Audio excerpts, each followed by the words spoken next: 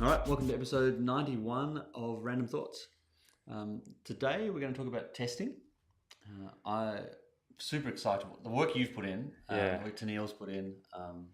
Next month we've got our first ever in-house athletic combine. So we've got 200 and something athletes, and we're going to try and, well, hopefully they're all fit enough, and we're going to test them all. Yeah. So we're all out for speed, power, strength, fitness, the whole lot. And then we're going to get some pretty cool data, I reckon, out of it. And then to follow on, we've got our first, for external athletes, our first athletic high performance camp. Yeah. So one day in the holidays where they can come in and do the same thing, see where they're at athletically, see what they need to work on, strengths, weaknesses, and then we can find out where we're going from there. I think it's going to be great. Yeah. I'm super psyched. It is a backflip, and it's sort of, backflip's maybe a strong word, but it is a change in emphasis for us. I've always been a little cynical about testing because I always felt like you do the testing and you rank order your team and you go, oh, wow, that kid that's really athletic is number one. Oh, what do you know? And that kid that isn't athletic and is terrible and slow is the last. Yeah, I have two big gripes with testing. It's that you rank them by tests and, oh, wow, probably could have done 90% of that myself anyway, just by looking at your team. And then the second thing is you test them and you go, all right, we've done all these tests. Oh, look, our training is going to be exactly the same. Athletes need to be fitter, they need to jump higher, and they need to be stronger. And so it's always been a philosophical objection to me is if you don't change, if testing doesn't change, if you don't change based on what you learn from the testing, then all the testing is a more granular scoreboard than just watching. Yeah. You just go, oh, well, that person is X% slower than that person. It's not it's quantifiably ranking your athletes as opposed to just spitball ranking. Yeah. But the more we thought about it for here is the nice thing is, well, we have the capacity to make the changes and based on what we find with testing, and that's our job. So it makes sense for us to do it. I do think what's interesting is too, you do pick up some surprising things from testing where you see an athlete who is really good at creating space and appearing to be fast on the field. And it turns out they're actually not that quick. Yeah, because it's more a game sense thing than it is an actual physiology thing. They really know the angles rather than being... and so it'll be interesting to see that. And it'll be it'll be good fun to put the kids through and see exactly what they can do. Yeah. So I'd like to, with this episode today, is talk about the actual tests we're going to run and the pros and cons. And a lot of the tests, like, for example, the vertical leap's a classic. It's like, well, that's a basketball test. It's actually not. It's a really good indicator of a lot of other things, and we'll talk about that in a second. But the other thing I wanted to talk about is what we're going to do with the data and what the actual... Because the big... You talk about your philosophical issue with testing. Mine has always been that you get all that data and you go, all right, well, this athlete's weak. Already knew that. Yeah. And your training never changed. And I think the reason we've been slow to get to testing, the reason we've taken our time and been thorough before we've done something like this is knowing what to do with it and how to actually... Having the systems in place and having the ability to act on the results and go, all right, well, you're really strong, your acceleration's phenomenal, but your top speed sucks. Yep. So you need to be more training, more reactive, really more high speed, more top end type stuff, or vice versa. You're lacking explosiveness. So we need to work on that first step, for example. So I think being able to tailor people's training around those sort of results, I think would be really, really beneficial. And then you can see over time, okay, well, we did a big emphasis for the last 2 months on acceleration. Everyone's 5 meters went up. Fantastic. Yeah. That worked. We were right about that test. So we can run more accurate experiments. Yeah, exactly. And training. And it's going to be iterating in shorter sort of cycles. Because it ties in with the new thing of changing track time every month and having a sort of thematic base. So we go, okay, we're really going to dial in and focus on this theme. And I think that would be huge to really actually master a thing and then move on to the next thing. Yeah, sure. Let's talk about the tests. Okay. So should we go by category, I suppose? So the first thing we're doing is anthropometry. Yeah, anthropometry. I got it right, didn't I? I shouldn't have. I think Anthropometry, which is a very fancy long word which no one can pronounce, but basically it's just the study of the human body and its dimensions. Yeah. So how big your hands are, your calf girth, your height, the length of your tongue, the size of your nose, they're all parts of height, weight, all these things, they're all parts of anthropometry.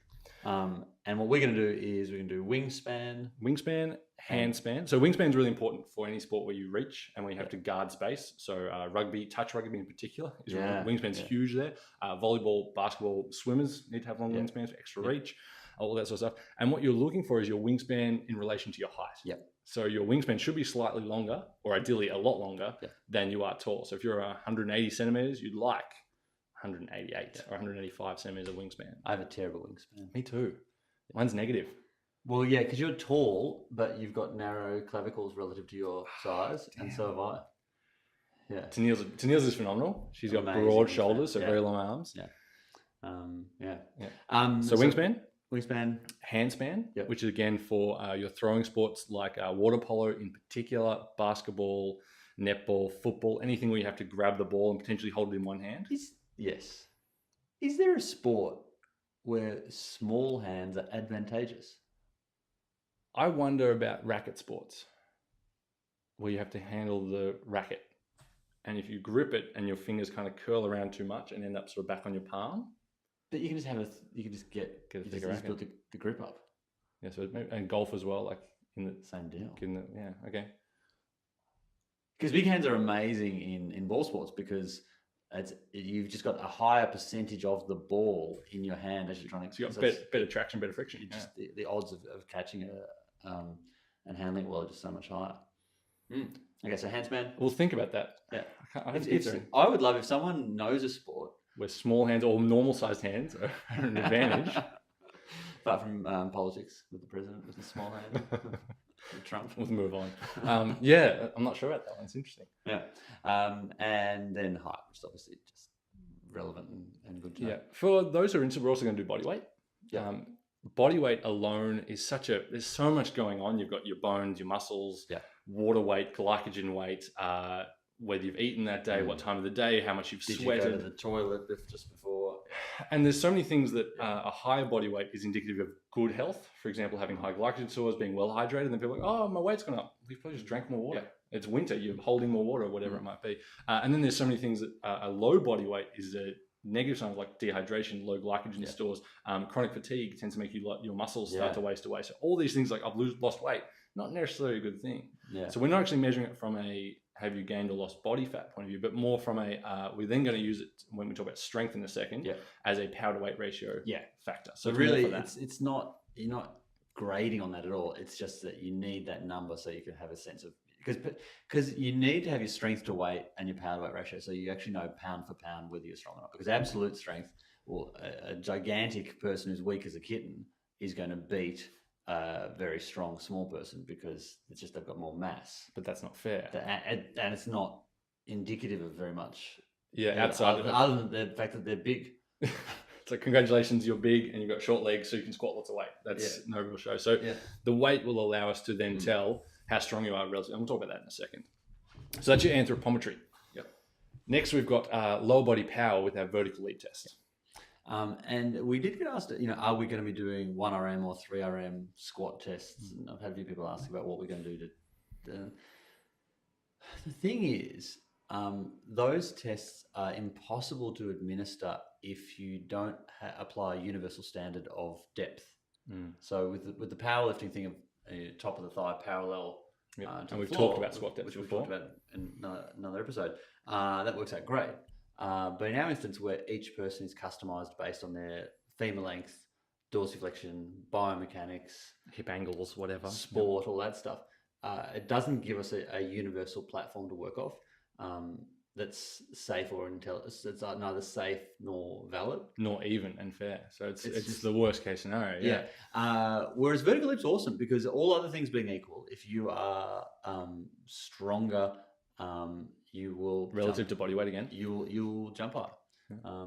And the good thing about the standing can strength and power at the same time. Yeah, exactly. Then the beautiful thing about the standing can moving jump is it's not a very complex skill. Yeah. So, for example, a running jump really favors football and basketball athletes because they're used to running and jumping off one leg. And it favors boys more. And boys who are a little more springy than girls.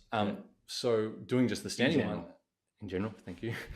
Doing just the standing jump means that our girls aren't disadvantaged by that skill set, and athletes like swimmers and track and field athletes and runners who don't actually jump, it's pretty easy thing. Just swing your arms, jump as high as you can. I think it's really good. Yeah. It'll be really interesting to see the ranges. I'm very interested to see how our guys go in terms of one of the things I think we do a pretty good job of here is reducing the inverse relationship between an athlete's height and their vertical.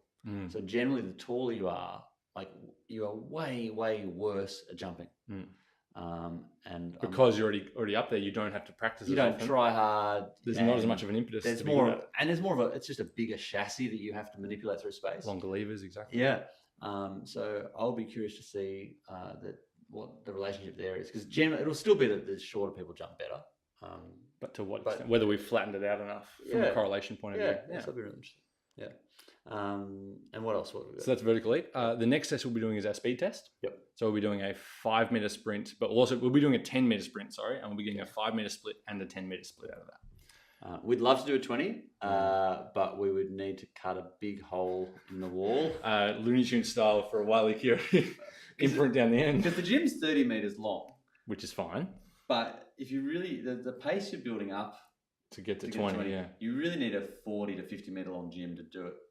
Legit. You can do it, and we could say, "Oh, we've done 20," but I wonder whether everyone's just going to do about a 17 and switch off that last 3 meters. That's what I think. Because once you get to 15, 20 meters, you're starting to get to top speed for most team sport athletes. Starting to hum along. Yeah. And so top sports, looking at 7, 8, 9 meters per second. Yeah.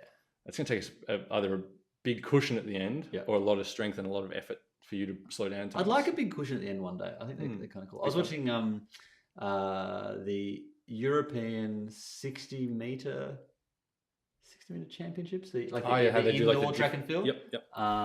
And they motor, and then they all just run into the crash pad at the end. Oh wow! Yeah, that's really cool. Yeah, I was watching that the other day. The only time running needs shoulder stability. With the crash mat. Yeah. It was cool. It's from strength coach, sprint coach, Derek Hansen. Yeah, I'm familiar with the name. Yeah. He was analysing just the arm action stuff. And very cool. You saw it at the end. I was like, that's pretty cool. Very cool. Okay, what else? So speed, that's pretty straightforward. With our 0 to 5, we're looking more at acceleration. So that's again going to be pretty highly correlated with our strong athletes, our short athletes, and our good jumpers. Yeah. They're all going to be better than that 0 to 5. 0 to 10, though, it gets a little more open, though, depending on how springy, reactive, and elastic you are. Yeah. So our good one-leg jumpers, although we're not testing that, they will have very good 0 to 10. Yeah. And so that's when you're starting. Good bounders. Exactly. They're going to start opening up a lot. And so that'll be a good test there. So we get to see both. And you can see your ratio between the two. So are you a good 0 to 5 compared to your age group? And then are you a good 0 to 10 compared to the standards? So it'll be good. Next, we've got our agility. Now, agility / change of direction. Agility is such a hard thing to test consistently, reliably, and with good validity. And safely. Because so many sports require so many different types of agility. Yeah. And in sport, it's always chaotic and random. Well, I mean, in the time that I've been involved peripherally with Opal's programs, agility testing is always a major component of that. And there's been 5 different tests that have been used because we're always trying to find what's the best thing to measure. And so there was one test that was created, and it was created based on landmarks on the court, and then the courts changed. When they widen the keys. Yeah. And I kind of had to throw that out. Yeah. So having gone deep on this stuff in the last couple of weeks, my sort of theory with it is you can look at 2 things. You can look at agility, and you can test someone with random cues and look at their actual ability to react to certain stimulus. And then, so we should give the reason Jacob said that sort of half-assed version around agility is because the true definition of agility is a change of direction, a whole body change of direction in response to an external stimulus. Yeah. So it's actually meant to be you're running along, and then a stimulus says go left or go right, and you react and go. Pretty hard to do that well. And also, it's hard to do. The big problem that I'm seeing with it is it's hard to do it now in March, and then we test our athletes again in 3, 5, 6, however many months' time. We test them all again. We go, oh look, your agilities all went down, but that's because we said left, not right, or it's because we threw 2 cues in, not 1. It's so unfair to then see your improvement. You might have better cutting mechanics, better speed, better strength and force absorption ability, but because with the test changes each time, because that's the definition of random, you can't see progress and adaptation. And so what we've done is we've actually stripped it right back to really basics, Yep. but they're more reliable and repeatable and hopefully more indicative. Yeah, and so we're looking less at agility and response to the stimulus side of things and more about direction. Rapid change of direction. So we're doing what's called a 5-10-5. So you start in the middle of the test, you sprint, you go on your own time. So whenever you feel comfortable and ready to go, you go right 5 meters, you come back through and you go past the middle point, you go the other side 5 meters. So you go 5 one way, 10 back in the across where you came from, and then back 5 through the middle. So it's like a zig, zag, and then a zig back to the middle. Yeah. And so you end up getting your time from when you move, when you leave the beam at the start, to when you break the beam that last time. And we've modified it a little bit. So we've taken out the ground touch, which is a bit of an NFL thing. Yeah, the more people I've watched over the years doing the ground touch, you actually end up having people really slow down a bit and kind of lean into the corner because they're really worried about just toppling over. Mm-hmm. And the justification for the ground touch is you guarantee no one's going to cheat because you touch the ground. But people can cheat with their foot or their hand. And athletes are some of the best cheaters in the world. Yeah, athletes will find a way. So my view is, will you stand there, and if your foot doesn't touch that line, it was a DQ, a foul, foul violation, whatever you want to call it. Yeah. So the benefit though of keeping them upright is, to me, is more valid and it's more real world. Yeah. And also doesn't penalise tall people. Like if you've got someone who's 6'3", 6'6", and moves like a ninja, I want that person to get rewarded by our test and to not be penalised by the fact that they've got to get down further to the ground than now 5'8" Yeah. guys. Yeah, right. That makes sense. So I think it'll be good. Yeah. The only problem with it is, and it's the same with the vertical leap, and the same with the speed stuff, is that nervous system freshness will influence it. So it'll be interesting to see. But because we're doing such a large cohort, we will get a sense of, are all of our footy players now on average 3% higher, or we'll be able to see patterns, particularly if we do it often enough. Because you're thinking, 3 times a year? I'd like 3. I'd like, my thought was, you've got basketball, soccer, footy, netball, the big 4 sports as far as winter sports go in Australia, and rugby, if you hadn't run that. I was thinking March, end of pre-season, start of the season. Yep. I was thinking August, late season, mid to late season, depending on your sport. And then November would be your end of season. Yeah, nice. Now for your crickets, track and field, and swimmers, those are more summer sports, it actually works the opposite. So then November will be the pre-season, March will be end of or late season, and August would be off-season. So it will actually work for both our summer and winter sport athletes. Yeah. But now that you've said all that, I'm now very nervous that we're going to test everyone in March, start testing fresh as daisies. I'm going to get these amazing results. Then we're going to test everyone again in August. And I'm particularly worried about our basketballers and footballers, because they're going to get to August. They're going to be 5 weeks from finals. They're going to be cooked. Yeah, because often they'll have peaked about 8 weeks from finals. And everyone's going to be exhausted in August. And then they'll all come back up again in November. Yeah, it'll be very interesting. So we'll see. Watch this space. Yeah. But the thing, like Darren was saying, you could do those tests 3 weeks in a row, and you could get 3 insanely different results. Not because you improved or got worse, but just because you were a little fresher. And the tests are pretty sensitive to that. Yeah, because they're so short. Exactly. Yeah. Okay. And so one last thing with the change of direction test, the 5-10-5, we'll go once left and once right. Yeah. And just for simplicity, we're just going to take best score. Yeah. So if your left is better this week and your right's better in 3 months' time, we'll just take the best score. But what we do gain out of that I really like is we will get to see if people have a definite weak side. If there's an injured side, if there's something holding them back, if there's an asymmetry, it'll really jump out. And so it may be that whilst we think we've rehabbed someone perfectly from their ACL and everything is brilliant in every single metric, they just don't change direction of that left leg, for example, then we know what's going on. We'll find out. Yeah, it's got to be good. Yeah. Nice. So on to the next one. Yeah, so we've got anthropometry, we've got vertical, we've got speed, we've got agility, change of direction. The next test we're going to do is just a straight good old-fashioned push-up test. Yeah, cool. Upper body, you can get pretty fancy. You can do rotator cuff, isometric hold, you can do chin-up hangs, you can do chin-ups, you can do push-ups, you can do a bench 1 RM. I thought the push-up, given we've got such a wide variety of ages and a wide variety of sports, I thought just a straight-up push-up, full range of motion, so you have to get your upper arm just below parallel, so not too deep, but you have to go all the way up to the top. and you go in your own pace. So there's no go as a team, no go to a clock. Just do as many as you can until either your core gives out and you start sagging, or you can't get back from the bottom. Okay, so at the risk of going live with the staff meeting, let's do it. I wonder about go at your own pace. I wonder whether we should be doing it like metronome. What would your reason be? I'm open. That was just my thoughts. Yeah, that was live thoughts on the show. No, because we were talking about it earlier in the week, and I haven't been consciously thinking about it, but obviously my brain's been percolating on it a little bit, bouncing it around. And I was thinking about those athletes, and I guess I was watching a lot of push-ups. We had one of our athletes, Emil, smashing out his push-ups last night at a very high rate of speed. Like he was just dropping down and doing really well, but there was no eccentric strength. No control. Yeah. If you standardize it like they do sometimes in the military and sometimes in footy teams and so forth, where it's like a coach saying up, one, down, up, down, and we could make a recording that does that to make it standardized, so it's not variable based. Well, you just literally use a metronome. Yeah, and you just go, 2 beats per second or 1 beat per second, whatever it might be. Yeah. I think what you get then is you weed out the because otherwise the fast guys are getting more of an advantage. You do disadvantage tall people though, because they've got further to go. You do, and so then they actually have to rush it. Would be my negative. Yeah.